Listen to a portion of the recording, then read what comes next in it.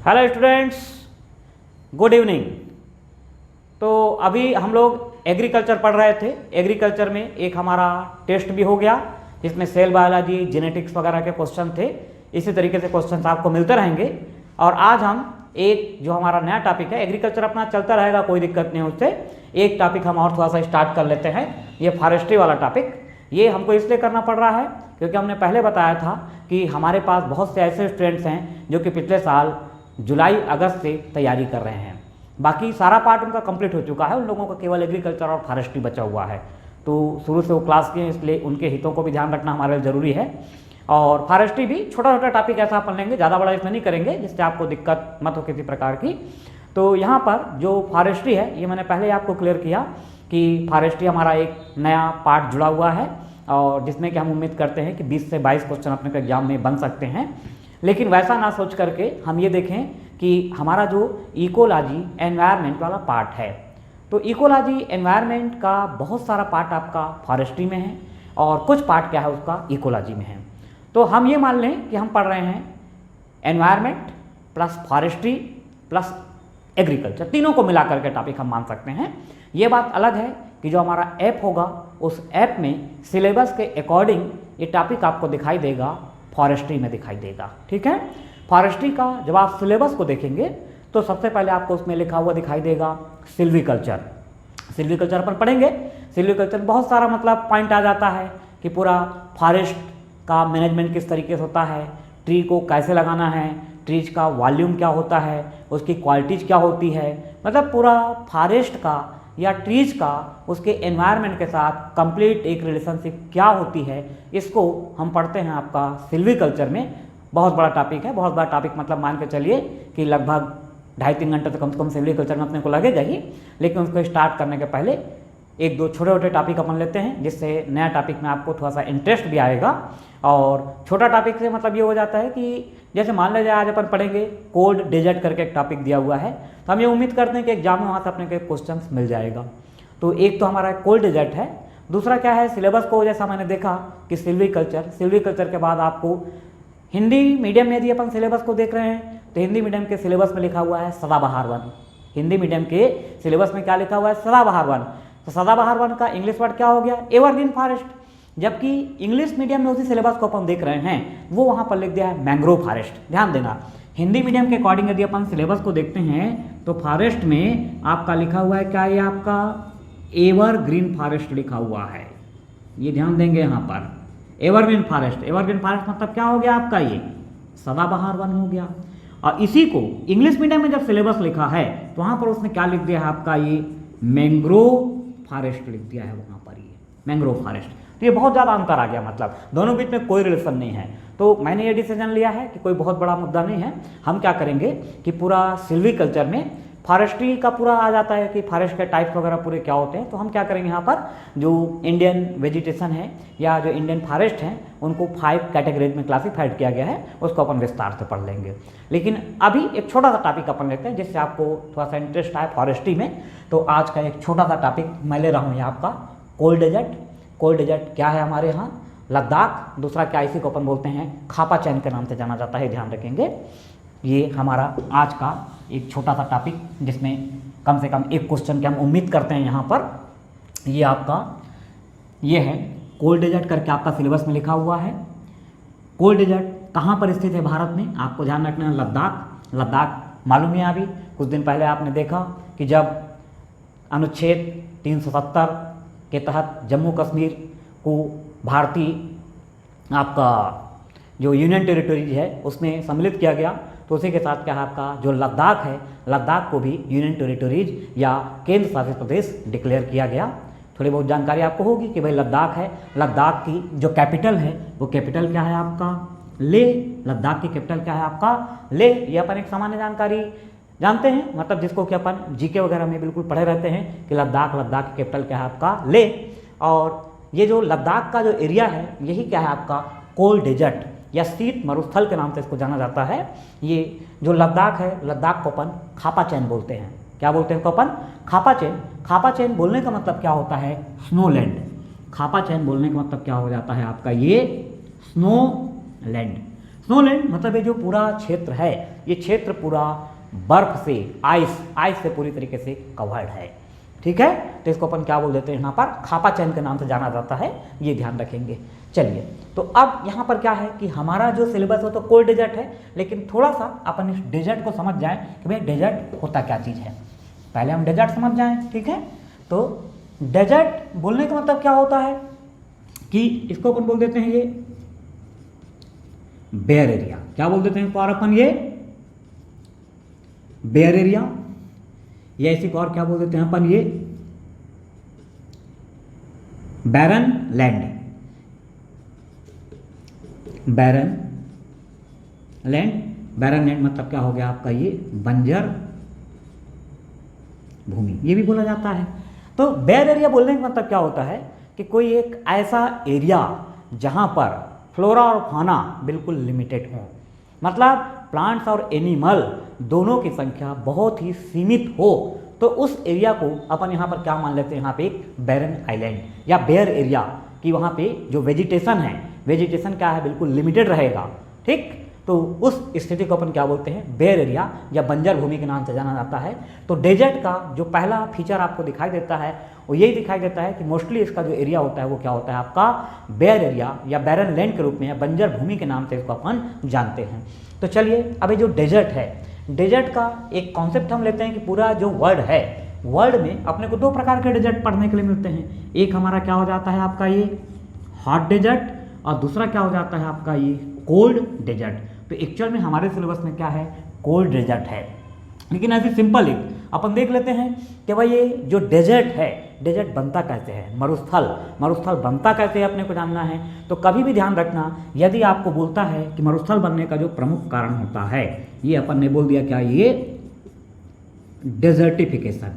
ये बहुत popular question है, ध्यान देना, इकोलॉजी में ही आता है आपका ये डेजर्टिफिकेशन। ये मतलब हिंदी शब्द का क्या है, मरुस्थलीकरण। हिंदी शब्द का क्या है, मरुस्थलीकरण। एग्जाम में क्वेश्चन बनता है कि भाई डेजर्टिफिकेशन का मेन रीजन क्या है। तो एग्जाम में जो क्वेश्चन बनता है, ध्यान रखना, बहुत सारे रीजन है मरुस्थल बनने के, लेकिन मैं यहाँ पे बात कर रहा हूँ, बार बार ध्यान रखना कि मरुस्थल बनने का जो कारण है वो क्या है। तो पहला कारण हम लेते हैं यहाँ पर, अभी तक का जो एग्जाम में आया है वो कारण अपन क्या लेते हैं, ये ओवर ग्रेजिंग। ओवर ग्रेजिंग बोलने का मतलब क्या होता है आपका ये अतिचारण। ओवर ग्रेजिंग बोलने का मीनिंग क्या हो गया आपका, अतिचारण। मतलब ये विश्वास किया जाता है कि भाई जैसे आपका हार्ट डेजर्ट की हम बात कर रहे हैं, हार्ट डेजर्ट का बहुत कॉमन एग्जांपल क्या है आपके पास, ये सहारा डेजर्ट।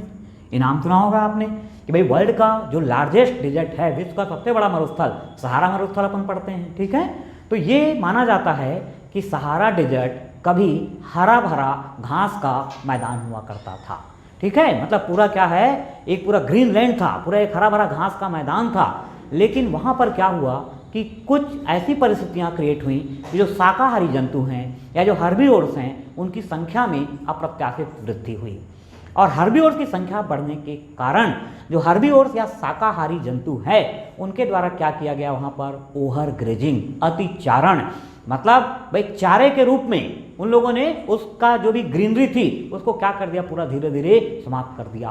तो एग्जाम में जो क्वेश्चन बनता है, ध्यान रखना, बुक में क्या लिखा है, क्या कॉन्सेप्ट है, मैं नहीं जानता, लेकिन अभी तक का एग्जाम में जो बार बार क्वेश्चन आया है कि मरुस्थलीकरण का प्रमुख कारण क्या होता है, तो आप ध्यान रखेंगे ओवर ग्रेजिंग या अतिचारण, पहला कॉन्सेप्ट।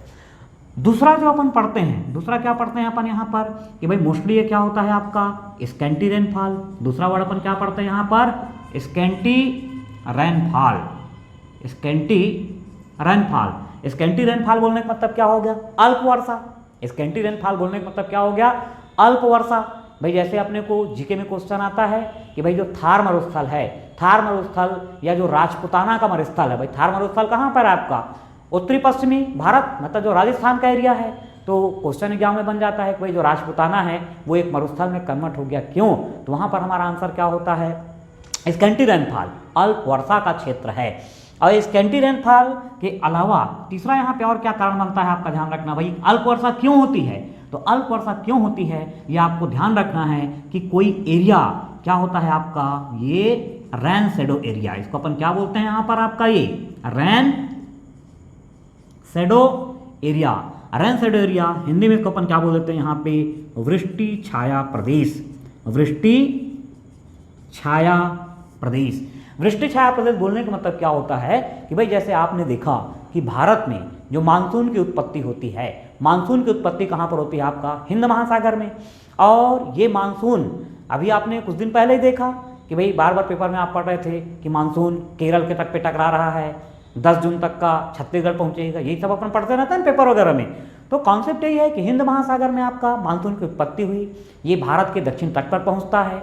दक्षिण तट पर पहुंचने के पश्चात ये 2 शाखाओं में बढ़ जाता है, जो एक होती है आपका अरब सागर की शाखा अरेबियन सी की तरफ से, और दूसरा क्या होती है वे आप बंगाल की तरफ की शाखा।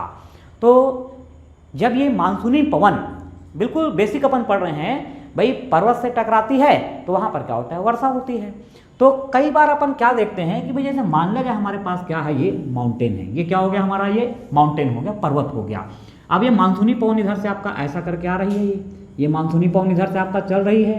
तो यहाँ पर क्या है कि ये तो भारी बारिश होगी, यहाँ पर क्या होगा, जबरदस्त तरीके से बारिश होगी।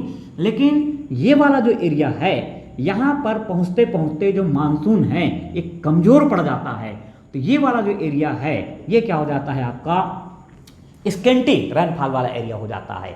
मतलब यहाँ पर जैसे अपन पढ़ते हैं ना कि भाई अरावली पर्वत, ये मान लीजिए अरावली पर्वत है, अरावली पर्वत का एक पूर्वी हिस्सा, अरावली पर्वत का जो ईस्टर्न एरिया है ये अपन पढ़ते हैं रेन शेडो एरिया। और यही जो रेन शेडो एरिया है ये अल्प वर्षा के कारण कन्वर्ट हो जाता है मरुस्थल में। ठीक है, तो ये खैर मतलब बिल्कुल अपन थोड़ा टॉपिक से अलग चले गए थे, लेकिन आपको ये जानकारी होना चाहिए। तो फिलहाल आप ध्यान रखेंगे कि जो डेजर्ट बनने का प्रमुख कारण है, सबसे मेन हमारा आंसर है ओवरगेजिंग, दूसरा क्या scanty rainfall. Scanty rainfall generally हम पढ़ते हैं कि कोई ऐसा एरिया जहां पर less than 25 centimetre annual rainfall, ठीक है, क्या आपका ये एनुअल रेनफॉल यदि हो रही है, मतलब मरुस्थल बनने का कारण क्या है, तो मरुस्थल बनने का कारण क्या है कि कोई ऐसा एरिया जहां पर जो वार्षिक वर्षा है वो 25 सेंटीमीटर से यदि कम हो रही है तो वो क्षेत्र क्या है आपका मरुस्थल में कन्वर्ट हो जाता है। तो ये अपने को थोड़ा सा पॉइंट पे यहाँ पर ध्यान रखना है। ठीक है, तो ये क्या हुआ आपका स्केंटी रेनफॉल। स्केंटी रेनफॉल क्यों है, क्योंकि वो रेन शेडो एरिया में रहता है। तो ये अपने को एक जानकारी रखना था मरुस्थल बनने का कारण। इसके अलावा ये जो अपन एक यहाँ पे पॉइंट बताया ओवरगेजिंग वाला में एक और पॉइंट यहाँ पर आ जाता है कि जो शाकाहारी जंतु है उसकी संख्या बढ़ते चले गई। अब शाकाहारी जंतु की संख्या बढ़ते चले गई तो वो क्या करेगा कि जैसे मान लीजिए सीड है, अब ये सीड क्या है, जर्मिनेशन करके प्लांट बनाएगा। लेकिन यदि ये सीड जर्मिनेशन के दौरान जो हर्बीवोर्स है या शाकाहारी जंतु है उसके पैर से यदि कुचला जाएगा तो कुचला जाने के कारण क्या है कि इसका जर्मिनेशन प्रॉपर नहीं हो पाएगा। एक ये भी रीजन मानते हैं अपन, मतलब जो हर्बीवोर्स की संख्या बढ़ी वो 2 तरीके से यहाँ पे नेगेटिव इफेक्ट करी। एक तो क्या है आपका ओवरग्रेजिंग और दूसरा क्या है कि जो सीड जर्मिनेट हो रहा है या जो बीज अंकुरित हो रहा है वो इन शाकाहारी जंतुओं के पैर से कुचला जाता था और प्रॉपर उसका अंकुरण नहीं हो पाता था। ये सारे कॉन्सेप्ट हैं किसके, आपका डेजर्टिफिकेशन या मरुस्थल बनने के ये प्रमुख कारण हैं। चलिए, तो ये तो एक अपन ने ऐसी एक जनरल यहाँ पर देख लिया। अब आपको ये देखना है कि भाई पूरे विश्व में जितने भी मरुस्थल हैं उसको हम 2 पार्ट में डिवाइड कर लेते हैं, एक हॉट डेजर्ट, दूसरा क्या आपका कोल्ड डेजर्ट। और बाकी जीके में आपने ऐसा पढ़ा होगा कि भाई जो मरुस्थल होता है, मरुस्थल में दिन बहुत गर्म होता है और रात्रि बहुत ठंडी होती है।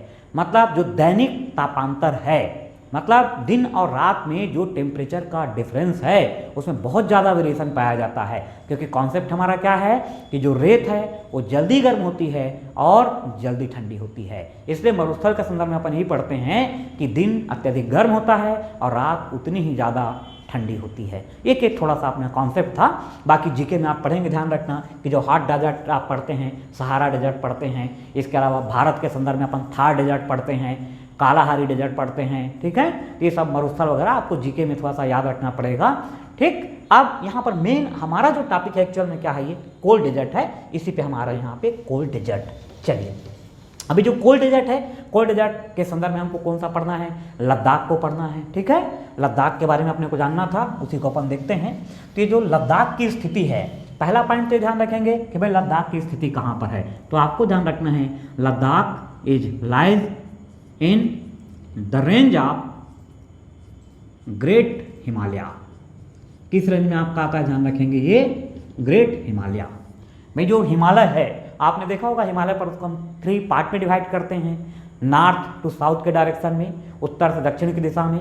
सबसे बाहर आपका मिलता है आपको great Himalaya, great Himalaya, great Himalaya के बाद आता है आपका मिडिल हिमालय, और मिडिल हिमालय के बाद आता है सदर्न हिमालय, या इसको अपन शिवालिक के नाम से जानते हैं, ये अपने को ध्यान रखना है, ठीक है। तो ये हमारा जो ग्रेट हिमालय है, ग्रेट हिमालय में ही आपका जो लद्दाख या जो कोल्ड डेजर्ट है, जिसको खापा चेन हमने कहा है, खापा चेन का मतलब क्या है आपका स्नोलैंड, मतलब ये पूरा बर्फ से कवर्ड है। तो ये है आपका कोल्ड डेजर्ट, ठीक, ग्रेट हिमालय में आता है। और इसके यदि अपन लोकेशन को देखते हैं तो आपने ज्योग्राफी जैसे पढ़ा होगा, तो ज्योग्राफी में जो इंडिया का नॉर्थ वाला पोर्शन है, नॉर्थ वाला पोर्शन आपको ऐसा दिखाई देगा, कैसे आउटलाइन में बना रहा हूँ यहाँ पर, ये इस तरीके से आपको दिखाई देगा।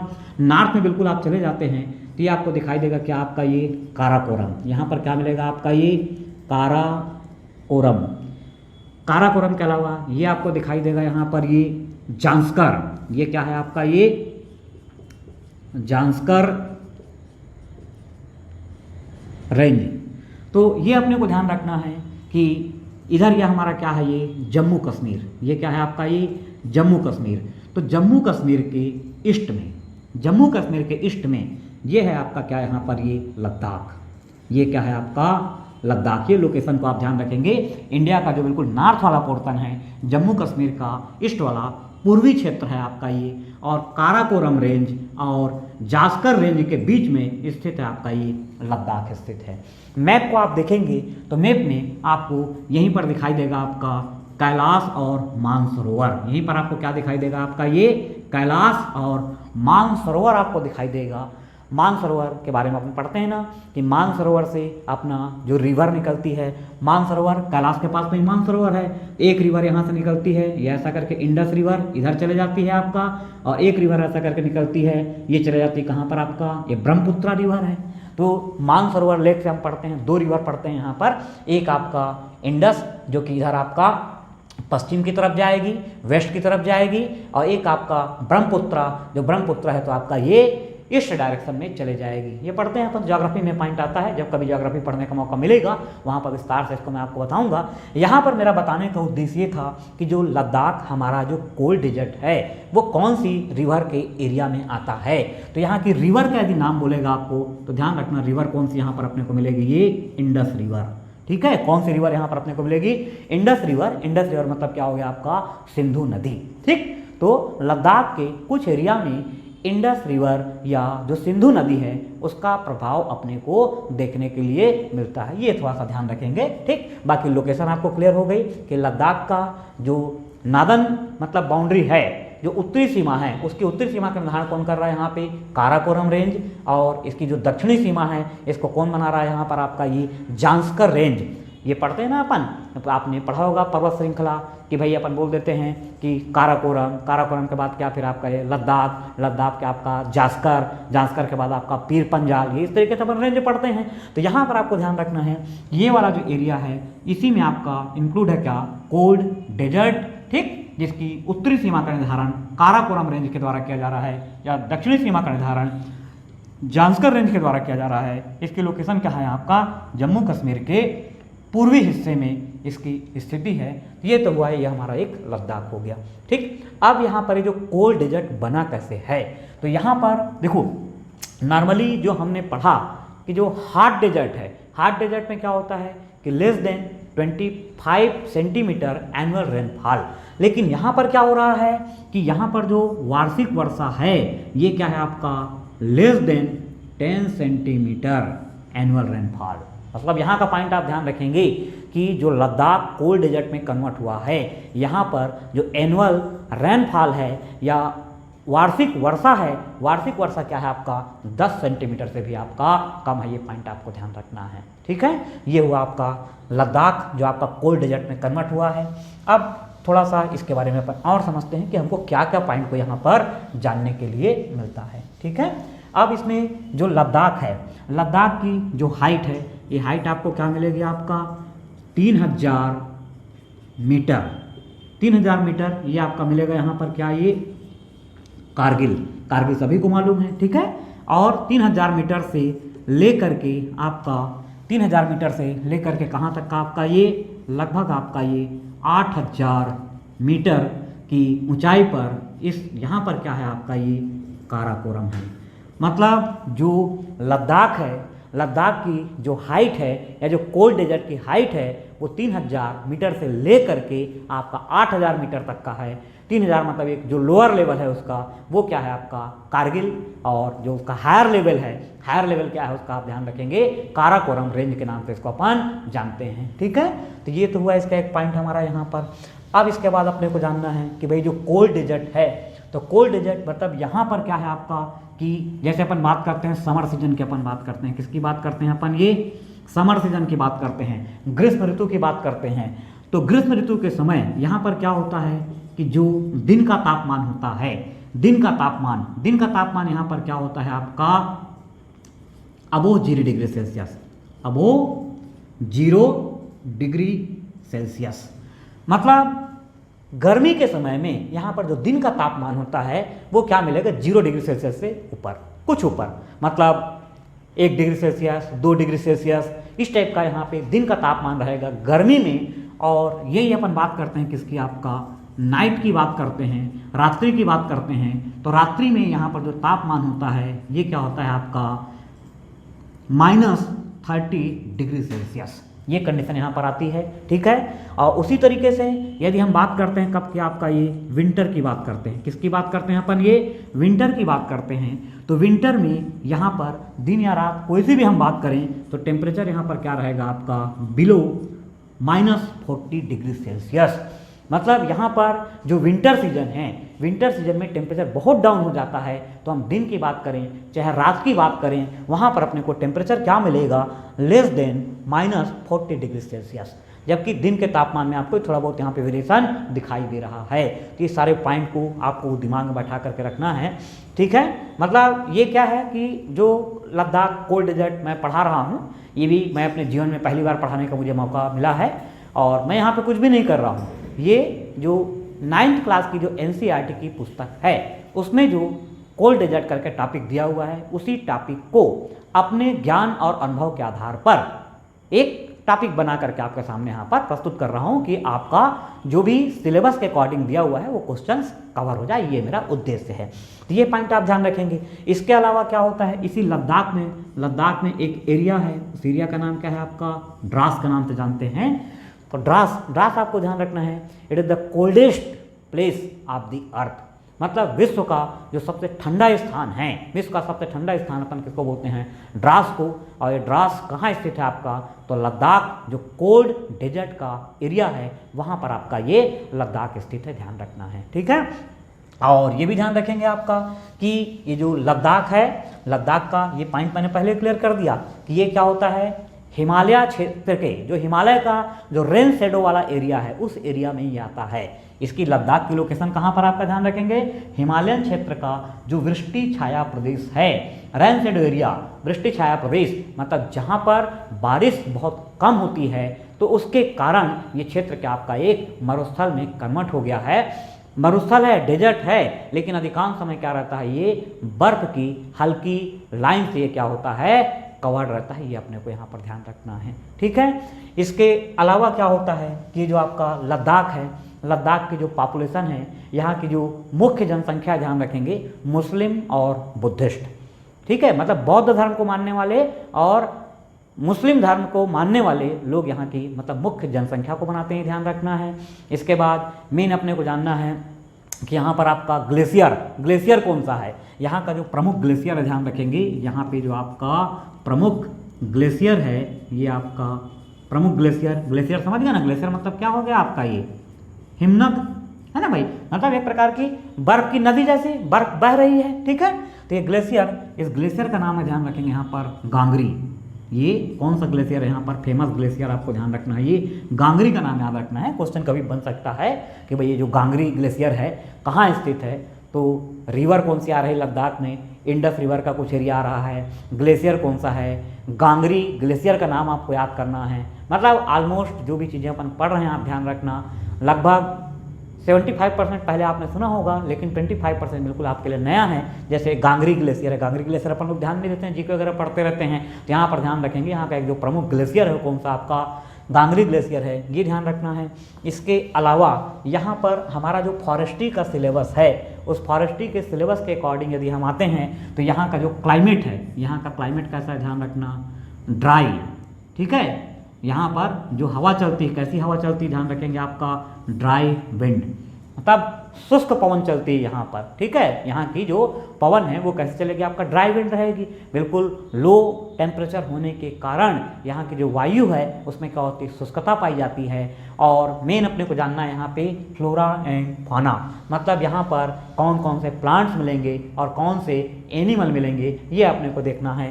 तो यदि हम बात करते हैं किसकी, यहाँ पर वेजिटेशन की बात करते हैं, किसकी बात करते हैं अपन यहाँ पर, ये वेजिटेशन की बात करते हैं। मतलब पहला कॉन्सेप्ट तो आप ये ध्यान रखेंगे कि भाई एक ये मरुस्थल है, तो मरुस्थल होने के कारण क्या है कि यहाँ पे वेजिटेशन बहुत ज़्यादा नहीं मिलेगा, लेकिन थोड़ा ना थोड़ा अमाउंट में तो मिलेगा ही। भाई जैसे अपन नॉर्मल जो हार्ड डेजर्ट में अपन देखते हैं, हार्ड डेजर्ट में अपन क्या देखते हैं, कैक्टस, पाम ट्री, ये देखने को मिलता है, कीकर, बबूल, ये सब देखने को मिल जाता है। तो उसी तरीके से यहाँ पर भी कुछ अपने को प्लांट्स या वेजिटेशन दिखाई देगा। तो यहाँ पर जो काम की चीज़ है, वो काम की चीज़ क्या है कि भाई जैसे अपने को क्या है कि जैसे कोई दिखा देगा, मान लिया जाए यहाँ पर कुछ थोड़ी बहुत ग्रास वगैरह दिखाई देगी, और क्या दिखाई देगा आपको, ये श्रब दिखाई देगा, ठीक है। अपन पढ़ते हैं ना हर्ब, श्रब, ठीक। श्रब मतलब क्या होगा, झाड़ी, ये श्रब क्या हो गया आपका, ये झाड़ी हो गई है, ठीक है, ये दिखाई देगा। इसके अलावा यहाँ पर एक बहुत ही महत्वपूर्ण प्लांट है, उस प्लांट का नाम क्या है आपका, विलो। इस प्लांट को अपन किस नाम जानते हैं, यहाँ पर विलो के नाम से जानते हैं, ध्यान रखना, ये वेरी इंपॉर्टेंट। विलो, ये जो विलो है इसका साइंटिफिक नेम आपको जानना पड़ेगा। इसका साइंटिफिक नेम क्या है आपका, सेलिक्स एल्बा। इसका साइंटिफिक नेम क्या है, सेलिक्स एल्बा इसका साइंटिफिक नेम है। सेलिक्स एल्बा बोलने का मतलब क्या है कि इससे हम इस्तेमाल करते हैं क्रिकेट बैट बनाने के लिए। जो बेस्ट क्वालिटी का क्रिकेट बैट हम बनाते हैं, क्रिकेट का जो बल्ला बनाते हैं, एक क्वेश्चन आता है ध्यान रखना कि क्रिकेट का बैट बनाने के लिए कौन सी लकड़ी को इस्तेमाल किया जाता है। तो या तो ऑप्शन में जनरल नेम इसका विलो लिखा रहेगा, या फिर साइंटिफिक नेम करके सेलिक्स करके लिख करके आपको दे देगा। तो ध्यान रखना कि बेस्ट क्वालिटी का क्रिकेट बैट बनाने के लिए हम कौन सी लकड़ी को इस्तेमाल करते हैं, तो आपको ध्यान रखना है सेलिक्स एल्बा, और उसका इंग्लिश नेम क्या है यहाँ पे, विलो के नाम से आपको ये ध्यान रखना है। चलिए, इसके बाद आपको जानना है यहाँ पर एनिमल वगैरह कौन सा मिलेगा। तो यहाँ पर जो अपने को एनिमल मिलेगा वो एनिमल क्या होगा आपका, ध्यान रखेंगे। एक तो मिलेगा क्या आपका, ये याक पाया जाता है। याक पहले कभी बचपन में पढ़ते थे कि याक को नेपाल की कामधेनु क्यों कहा जाता है, ये बचपन में ऐसी हिंदी की कहानी वगैरह हम पढ़ते थे। तो आप ये समझ जाइए कि जो भूमिका हमारे यहाँ गाय की है, उसी तरीके का इम्पोर्टेंस क्या नेपाल, काठमांडू, लद्दाख वगैरह क्षेत्र में ये आपका याक का महत्व है। मतलब इसके द्वारा मिल्क वगैरह की प्राप्ति होती है, उसको इस्तेमाल किया जाता है। तो याक को नेपाल की कामधेनु के नाम से जाना जाता है, ये ध्यान रखेंगे अपना, ठीक है। इसके अलावा यहाँ पर एक और एनिमल मिलेगा, उस एनिमल का नाम क्या है आपका, ये चिरू। उस एनिमल को अपन किस नाम जानते हैं, यहाँ पर चिरू के नाम से जानते हैं। और ये जो चिरू है, चिरू एक्चुअल में किस नाम से जाना जाता है, इसको अपन बोलते हैं यहाँ पर, ये है आपका टाइबेटन एंटीलोप। ये क्या हो गया आपका, टाइबेटन एंटीलोप। मतलब टाइबेटन मतलब तिब्बत, भाई वहीं लद्दाख के पास में क्या आपका तिब्बत का एरिया आ जाता है, ठीक। तो तिब्बत में एक मतलब जो बारहसिंघा मतलब एंटीलोप, एंटीलोप बोलने का मतलब क्या होता है, बारहसिंघा।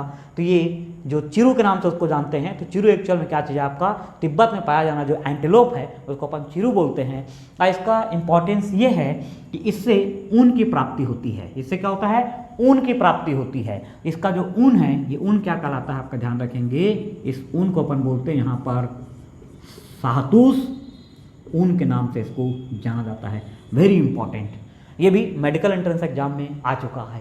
मतलब मेडिकल एंट्रेंस एग्जाम में जब एग्जाम में क्वेश्चन आया था कि निम्नलिखित में से किसमें से ऊन की प्राप्ति नहीं होती है, तो ऊन की प्राप्ति नहीं होती, तो उस समय जो आंसर बना था नीलगाय, ठीक है, नीलगाय से ऊन की प्राप्ति नहीं होती है। और एक ऑप्शन चिरू दिया हुआ था।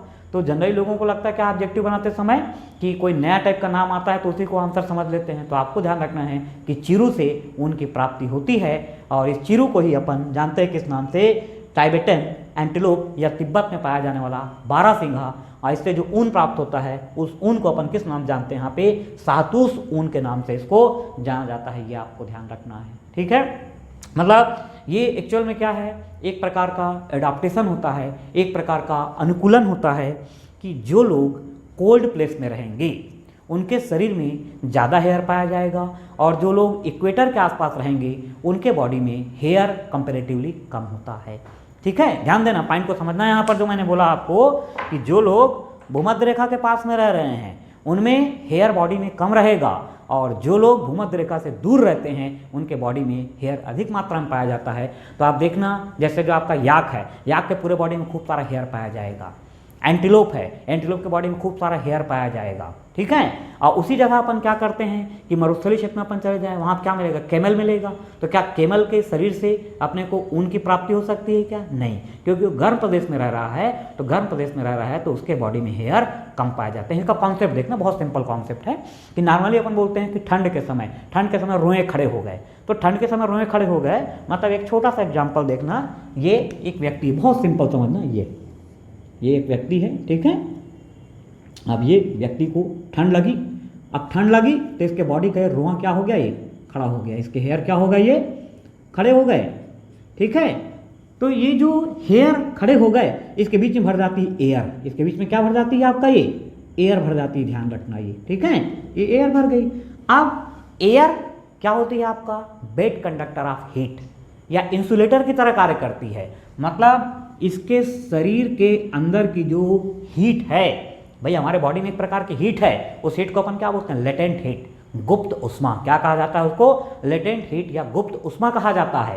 तो ये जो लेटेंट हीट है, ये लेटेंट हीट क्या है, यहाँ पर बाहर नहीं जा पाएगी। मतलब आगे चल के हम पढ़ेंगे कि भाई हम लोग क्या है कि हमारा जो बॉडी का टेम्परेचर वो क्या होता है, कांस्टेंट होता है।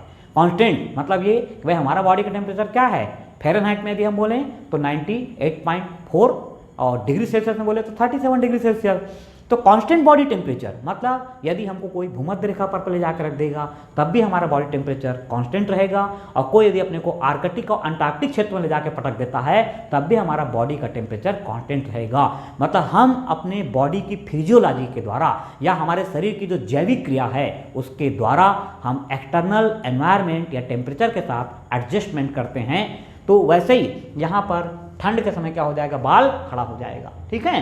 तो जनरली अपन यदि किसी ठंडे प्रदेश में जाते हैं हमारे हेयर क्या हो जाते हैं, खड़े हो जाते हैं, उनके बीच में एयर भर जाएगी। एयर क्या करेगी, आपका इंसुलेटर या बेड कंडक्टर ऑफ हीट की तरह कार्य करेगी और हमारे शरीर से जो लॉस ऑफ हीट है या उष्मा की जो हानि है उससे अपने को प्रोटेक्ट करेगी। तो ये कॉन्सेप्ट मैं समझता हूँ आपको समझ में आ गया होगा कि जो लोग भूमध्य रेखा से दूर रहते हैं या ठंडे प्रदेश में रहते हैं तो उनके शरीर में ज़्यादा बाल क्यों पाया जाता है, क्योंकि वो उनको ठंड से या जो कोल्ड या जो लो टेम्परेचर उसके अगेंस्ट प्रोटेक्शन प्रोवाइड करता है। एक सिंपल अपन लोग देखते हैं कि भाई हमारे शरीर में क्या बाल कम है, हमारे शरीर में क्या है, बाल कम है। अब हम क्या करेंगे कि जब विंटर सीजन आएगा दिसंबर जनवरी में ठंड बढ़ जाती है तो हमारे शरीर में बाल कम है, तो हम क्या कर रहे हैं कि जो भेड़ है या बकरी है या जो टाइबेट एंटीलोप है इसके बॉडी के हेयर को अपने बॉडी में चिपका करके हम घूम रहे हैं। मतलब जो अपन बोलते हैं ना, स्वेटर पहना हूं मैं, तो स्वेटर क्या चीज़ पहने हैं आप, भाई स्वेटर क्या है कि आप भेड़ बकरी या जो एंटीलोप है इसके बाल को एक कवर बना करके अपने ऊपर आपने ढक लिया है, क्योंकि आपके शरीर में बाल की क्या है, कमी है। तो ये इसका कॉन्सेप्ट है, ध्यान रखना कि जो ठंडे प्रदेश में याक वगैरह पाया जा रहा है या टाइबेट एंटीलोप पाया जा रहा है जिससे अपने को ऊन की प्राप्ति होती है, स्पेशली टाइबेट एंटीलोप या चिरू से। ये अपने को ध्यान रखना है विशेष रूप से।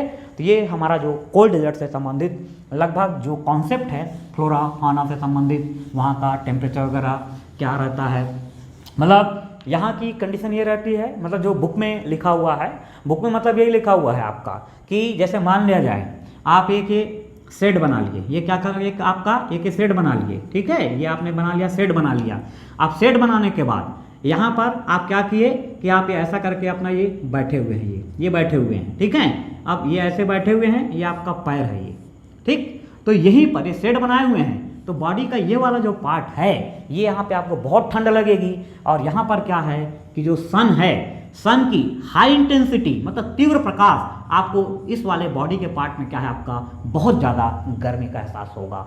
मतलब ये बोलता है कि भाई ये एक ऐसा क्लाइमेट है जहाँ पर आप अपने शरीर के कुछ भाग को यदि छाया में रखते हो तो वहाँ पर आपको बहुत ज़्यादा ठंड लगेगी, और जो आपका पार्ट सनलाइट के डायरेक्ट कांटेक्ट में रहेगा वहाँ पर आपको बहुत ज़्यादा गर्मी लगेगी। मतलब किसी एक ही स्थान पर आप जो सन स्ट्राइक है और जो फ्रॉस्ट बीट है दोनों का आप एक्सपीरियंस कर सकते हैं। ठीक है, ये बताया गया है आपका लद्दाख के बारे में। बाकी जैसे और अपन यहाँ पर देखते हैं तो इसका आपका यही है कि जो नेशनल हाईवे, ये आपका क्या है यहाँ पर एक नेशनल हाईवे है। ये नेशनल हाईवे क्या कहलाता है यहाँ पर आपका 1A। यहाँ का जो नेशनल हाईवे है ये कौन सा है 1A है, और ये 1A क्या करता है जम्मू कश्मीर से आपका लेह को कनेक्ट करता है। भाई लद्दाख की जो कैपिटल है वो कैपिटल क्या है आपका लेह, तो ये दोनों को जो कनेक्ट कर रहा है कौन आपका नेशनल हाईवे कौन सा 1A। और ये जहाँ से गुजरता है तो यहीं पर आपको कौन सा दर्रा कौन सा पड़ेगा, पास कौन सा पड़ेगा, तो पास यहाँ पर ध्यान रखना है आपको। ये पास हम लोग पढ़ते हैं क्या यहाँ पर जोजिला, कौन सा पास पढ़ते हैं अपन ये जोजिला पास, जोजिला दर्रा। ठीक है, कौन सा दर्रा अपन पढ़ते हैं यहाँ पर आपका कि जब ये मार्ग आपका गुजरेगा तो लेह से जम्मू कश्मीर तक का कौन से दर्रा या पास जो होता है तो कौन सा पास है यहाँ पर जोजिला पास से गुजरता है। ये पास अपन पढ़ते हैं ना कि भाई किसी माउंटेन को काट करके बनाया गया जो मार्ग होता है उसको अपन क्या बोलते हैं दर्रा या पास के नाम से जानते हैं। ठीक, तो ये जोजिला पास यहाँ पे गुजरता है, अपने को इतना ही ध्यान रखना है। तो कोल्ड डेजर्ट में जो भी पॉइंट अपने को एग्जाम से संबंधित थे ये हमारा कंप्लीट हो जाता है। और इसमें जो नेक्स्ट टॉपिक मैं आप लोगों का लूँगा वो पढ़ाऊँगा इंडियन फॉरेस्ट का क्लासिफिकेशन। तो ये ध्यान रखेंगे कि फॉरेस्ट्री का टॉपिक हमारा स्टार्ट हो चुका है, ऐसे छोटे छोटे एक एक दो टॉपिक अपन लेते रहेंगे। मिलते हैं नेक्स्ट क्लास में। Good night.